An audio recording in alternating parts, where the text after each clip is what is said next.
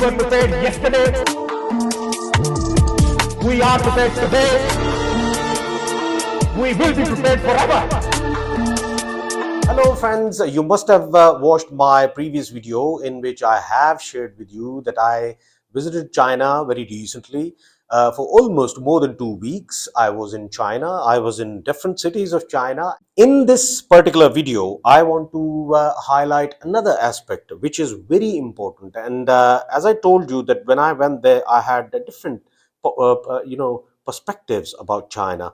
And especially one of them was that how brilliantly China has developed itself. And I wanted to know how China is, in terms of economy, it is becoming a giant in the whole world, and what are the reasons behind it. And my reasons were replied straight away in Urumqi. Urumqi was the first city I visited. And when I visited that city, of course, I told you in the previous video how massive development has been conducted in that city.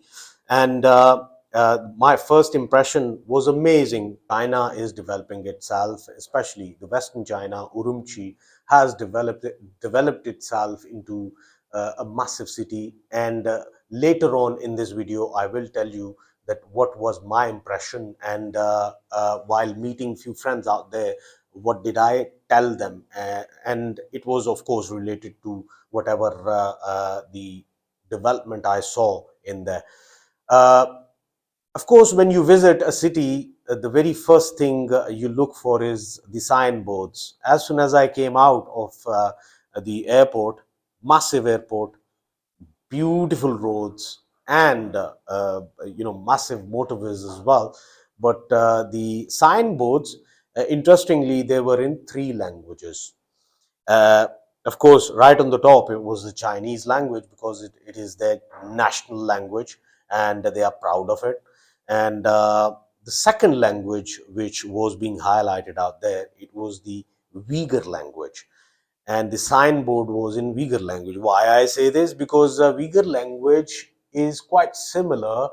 The way they write it, it's quite similar to Urdu, Persian, and Arabic. And Uyghur language, there are so many words in the Uyghur language. I mean, me being there from Pakistan, wherever I went there, of course, I could see the Uyghur language written everywhere, and the signboards, and on the roads as well, on the motorways, on the main highways, and in the streets as well. You could see the signboards with the Uyghur language written on it. And there are many words of Uyghur language that are, of course, same like Urdu, like Shamali, Maghrabi, like different locations. They had Shamali, like the northern side, and I was obviously telling them, is it the northern side? And they would say, how do you know? Then I said them, well, it said Shamali here. So so it was quite easy for me to understand why they had these two languages. And then third language as well, English. Well, this is amazing. Western China having English language. Why I believe that they had the three languages in there. First of all, uh, Chinese language, that makes sense. And then Uyghur language. Uh, it is an open welcome to CPAC. That's what I believe.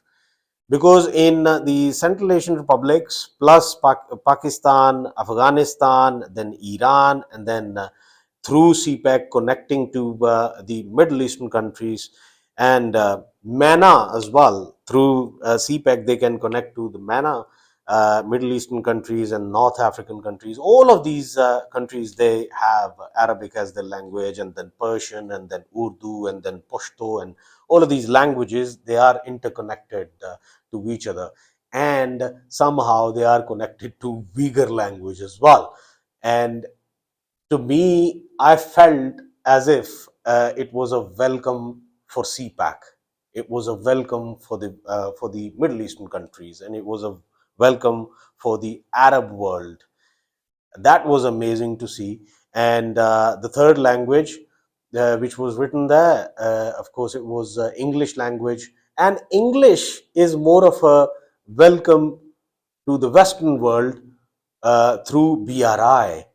And their of course the kind of their ambition they have is to connect China with the Western world through BRI, through Central Asian republics, and then Russia, and through Eastern Europe, all the way to UK, all the way to the Western world. And that's why English has been used, because English is understood out there. So Urumqi to me is a city that is, by the outlook of it and by the sort of the way they have planned this city, and the way they have planned these three languages for the signboards, it is an open welcome to the whole world, one through CPAC and the other one through BRI. And it is calling out loud that here we are in Urumqi, ready to do business with the whole world. And that's why, I mean, I think this is a very smart way of attracting the whole world. And I think that's how China works. China believes in business. China wants to do business with the whole world. They're not out there to, to warmonger or start a war with any country. They are there to open the gates for the business. And that's how they're doing it in Urumqi. And the kind of the more I visited the places within the city, of course I was staying in a hotel. I think I was on the 24th floor, and I could see half of the city from there. Wherever I see, there were high-rise buildings, and Urumqi has developed itself into a place, into a city where you would see high-rise buildings everywhere. And I was lucky enough that one of my friend, he actually gave me a tour of the old city as well as the new city. You can find even in the old city you can find the high-rise buildings out there, but the new city, and people there, they often call them them cities as the ghost cities, because these developments and these plannings through which we are seeing all of these developments taking place in Urumqi are futuristic. They are going to welcome the whole world to do business with them in Urumqi. And to me, I think if China's capital is Beijing, for future, Urumqi is going to be in the perspective of BRI and CPAC, Urumqi is going to be the economic hub of China, or let's call it economic capital of China. And that's why it is inviting everyone through the languages, inviting everyone through the culture, inviting everyone with the massive scale of development. I saw a brand new bullet train station out there as well. It was huge. And the kind of buildings I saw, they were like, suddenly if you just neglect the bottom part of them, and you just see the top of the buildings, suddenly you would think that you somehow you have come to Manhattan. And the kind of high-rise buildings there were. I'm talking about Urumqi. It's not Beijing or Shanghai I'm talking about. I'm talking about Urumqi. Urumqi, the kind of high-rise buildings there are now, I mean, it's like you have just entered into Manhattan in New York, and that's on the massive scale. I think the kind of development I saw in Urumqi, it's more of an invitation for business to the whole world. I happened to go to one of the restaurants as well. It's an old restaurant, and it's this restaurant actually represented the culture, and even their culture have this aspect of trade, because there were camels, there were portraits of camels, and the kind of restaurant it portrayed as if it was a sarai, it was an inn or motel where uh, the large caravans are coming and they are stopping there. Even they had rooms as well if somebody wants to stay there. And it gave an outlook of the ancient era in which the Silk Road and the kind of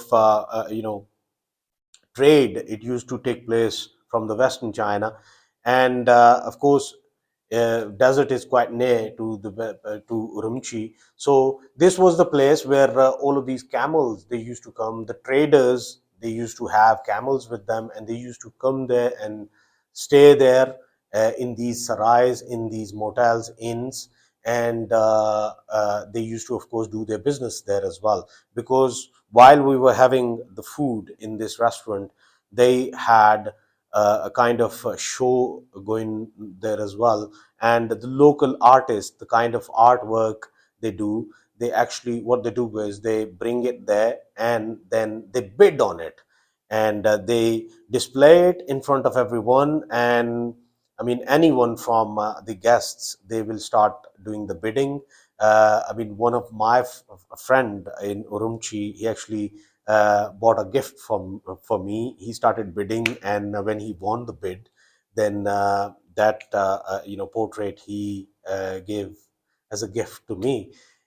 It showed I mean, modern times there are artists who are bringing their artwork, but in old times, because people who used to bring different goods from different areas of the world at that time, or different neighboring countries or far-flung countries, on the camels, they used to bring it there, and they used to start bidding that this is my product, and if somebody wants to, and this was a bidding place. So it was a great experience being at this restaurant, and it gave me a taste of Urumqi, the old Urumqi, and an Urumqi which is known for throughout the ancient times. It was known for a city being welcoming to the traders, and I think it was an amazing experience. And to me, I think Urumqi is going to be the hub of the future business in China. Not only in the Western China, but for whole China, it is going to be. Don't forget that China's population, almost 70% of the population, is on the coastal side and the northeastern side, and then southern side of China. And uh, the middle of China and the Western China, they have very less population. I think with these kind of opportunities in the Western China and in the Central China as well, they are trying to open up gates for many people to find more opportunities on the Western China, in the Central China, so that the balance of population, it can be divided in different parts of the country, which is a very smart way of dealing with the massive population problems. And I think China is doing more than fine in this context. And the way they have developed, and they are still developing all of these cities on the western side and in the central China, that is marvelous to see. And I personally believe that China is a role model for rest of the world to follow, especially when it comes to all of these developments and the infrastructure and the innovation and advancement, and the thoughts as well. The kind of thoughts I have just mentioned about how they are mentioning three different languages on the signboards, and especially keeping the local language intact, because it has importance for almost the central part of the world. I mean, the Middle Eastern countries and North African countries, and there are many countries in Africa. They can, of course, understand, Arabic language, and then Pakistan, and then Persia, and all of these Central Asian republics. So that was marvelous to see that. We were prepared yesterday. We are prepared today. We will be prepared forever.